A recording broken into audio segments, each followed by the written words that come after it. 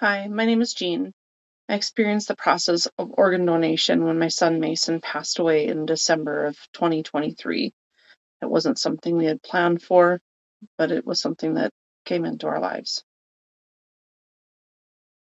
One thing that I would like people to know about the process is that when you're at the hospital and you're finding out that your loved one isn't going to be coming back home with you, that organ donation is a blessing. It has enriched our lives in many ways, but while you're there at the hospital, it's really difficult. The extra time that we spent there instead of our loved one being done with his time on earth at that time that he was pronounced, it meant staying a couple of extra days while the LifeSource team facilitated all that it entails, finding the potential recipients. That was really hard.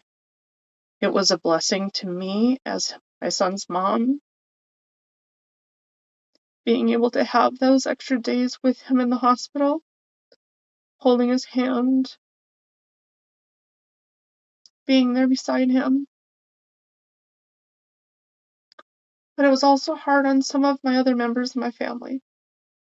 They found it really difficult to continue to know that he's not coming home and not going to be waking up. So that extra time in the hospital is hard. Knowing what it meant in the end, that people were going to be blessed with the gift of life, was about the only thing at that time that kept us going. It's just really hard.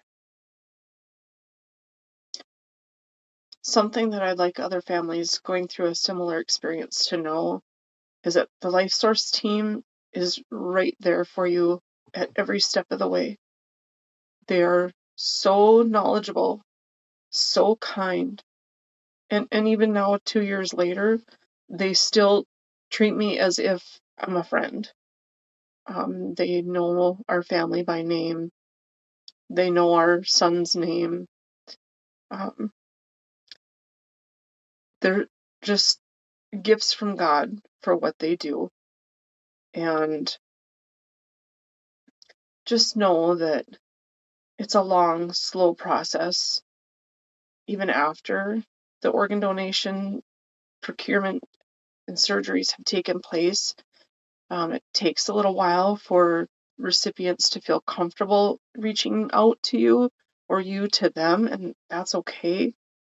Currently, we have been super blessed to have heard from all 4 of our son's recipients. We're very blessed. Some people wait much longer, and I encourage both sides, the recipients and the donor families, to reach out and let that other party know that you care, that you value who they are, whether or not this took place.